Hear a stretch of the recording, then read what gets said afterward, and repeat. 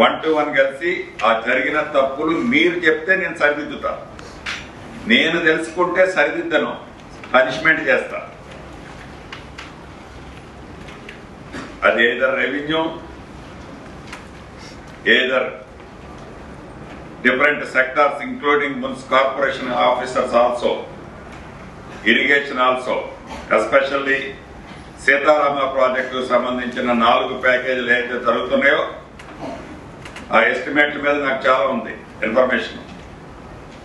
Once check చేసుకొని definite గా అవన్నీ పొరపాటు జరిగి ఉంటే ఆనాడు ఉన్న ఒత్తిడితో సరిదిద్దుకోండి. నాకు చెప్పండి, మీ లెవెల్లో సరిదిద్దుకోవటం కాకపోతే నేను పై ఆఫీసర్లు చెప్పి సరిదిద్దిస్తా. కానీ ఆ తప్పుని అట్లనే కంటిన్యూ చేయాలనుకుంటే మటుకు ప్రజలు మమ్మల్ని క్షమించరు. కాబట్టి అది మేము అక్కడి దాకా తెచ్చుకోం, మిమ్మల్ని క్షమించలేదు. ఒక ఖమ్మం జిల్లాలో ఉన్న మాజీ మంత్రినో, ఇంకొక జిల్లాలో ఉన్న మాజీ మంత్రులో, లేకుంటే ప్రజెంట్ ఉన్న వారి ప్రతిపక్షంలో ఉన్న ఎమ్మెల్యేలు కాదు, ఏ వ్యక్తి మాకు టార్గెట్ కాదు. కానీ వ్యవస్థని కొల్లగొట్టిన వ్యక్తులను ఏ ఒక్క వ్యక్తులను కూడా వదిలిపెట్టాం. This is very clear. మాకు వ్యక్తిగతంగా ఏ ఒక్క వ్యక్తి మీద కోపం ఈ ప్రభుత్వానికి లేదు. ప్రభుత్వ సొమ్ముని కొల్లగొట్టిన ఏ ఒక్క వ్యక్తిని కూడా వదిలిపెట్టే ప్రసక్తి కూడా లేదు. అంటే ఎవరైతే కక్షపూరితంగా మేము ఎవరి మీద ఒట్టి పుణ్యానికి కేసులు పెట్టాం. అంటే ఉదాహరణకి నాకో మా పార్టీకి సంబంధించిన వాళ్ళకో కొంతమంది ఓట్లు వేయలేదనో, కొంతమంది నాయకులు మాతో ప్రచారం చేయలేదనో కక్షపూరితంగా వాళ్ళ మీద ఏ రకమైన కేసులు పెట్టాం. ఇది ఫ్రెండ్లీ పార్టీ, ఇది ఫ్రెండ్లీ ప్రభుత్వం.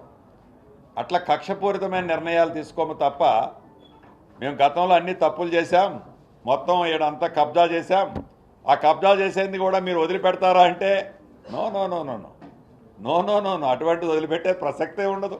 అది ఎంత పెద్ద నాయకుడైనా. ఇప్పుడు ఏడున్న ఆ నాయకుడు కూడా ఓపెన్ చేస్తున్నాం.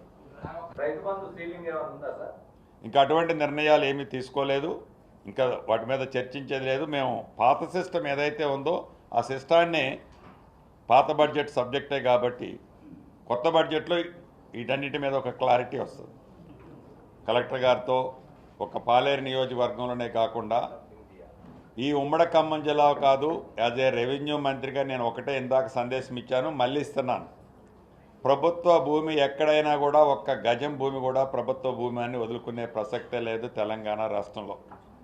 గత ప్రభుత్వంలో కొన్ని ప్రాంతాల్లో కోట్లాది రూపాయలకు సంబంధించిన ఆస్తులు కబ్జాలకి ఆనాడు ఉన్న ప్రభుత్వం తీసుకున్న నిర్ణయాలతో కొంతమంది పరమైన మాట వాస్తవం.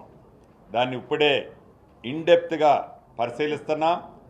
ఐటమ్ వైరీగా, విలేజ్ వారీగా, సర్వే నెంబర్ వారీగా వాటన్నిటిని కూడా ఓపెన్ చేస్తున్నాం.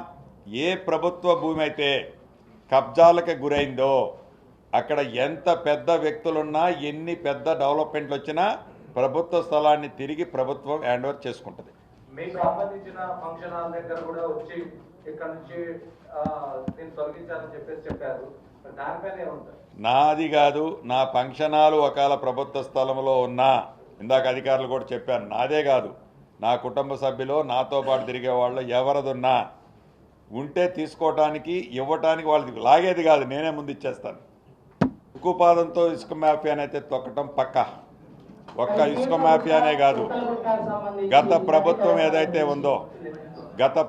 ఏదైతే ఉందో ఇసుక దందా కానీ, మైనింగ్ దందాలు కానీ, గుట్టల దందా కానీ, మట్టి దందాలు కానీ గత ప్రభుత్వం ఏదైతే చేసిందో ఈ ప్రభుత్వానికి ఒక క్లారిటీ ఉంది.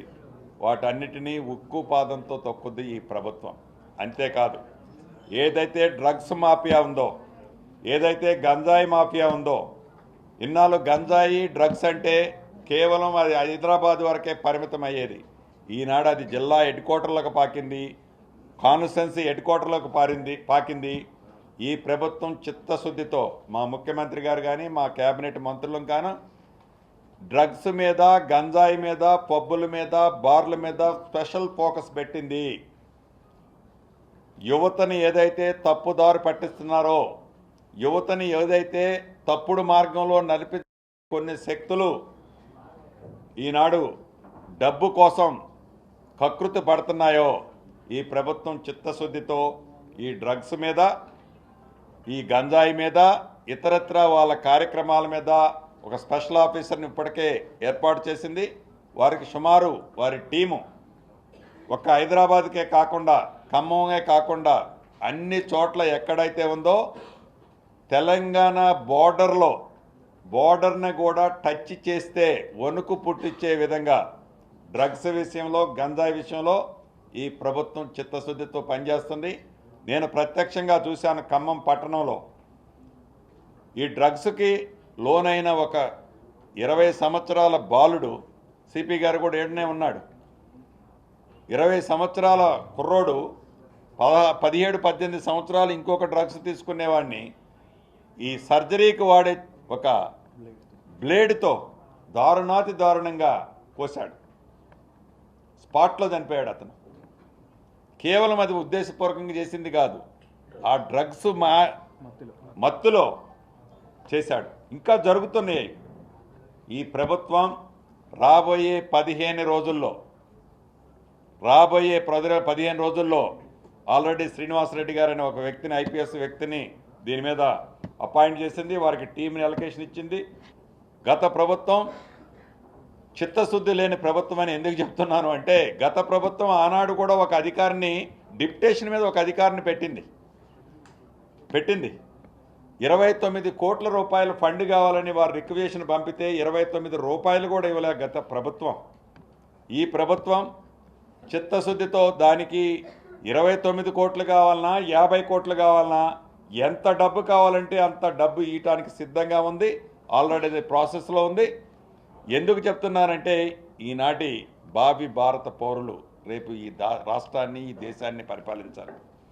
డెఫినెట్గా 7 మండలాల కంటే కూడా 7 మండలాలతో కొంత పార్ట్ అయితే తెలంగాణ రాష్ట్రానికి ఆనుకొని ఉన్న ప్రాంతాల్లో కొన్ని చోట్ల ఇబ్బందులు ఉంది. ఇది 2 రాష్ట్రాల అండర్స్టాండింగ్తో కూడా అయ్యేది కాదు. ఇది కేంద్ర ప్రభుత్వం నిర్ణయంతో కొంత లింకప్ అయి ఉంది. నిజంగా ఈ ప్రభుత్వం 7 మండలాలు బ్యాక్ తీసుకోవడానికి చిత్తశుద్ధితో పనిచేయాలనే ఆలోచనతో ఉంది. కానీ సాధ్యాసాధ్యాలు ఏంటి అనేది కూడా మనం ఆలోచించాల్సిన అవసరం ఉంది. దీన్ని చర్చించి, ఇది బేసికల్లోనే ప్రైమరీలో డిస్కషన్లోనే ఉంది కాబట్టి it take some more time to clarify.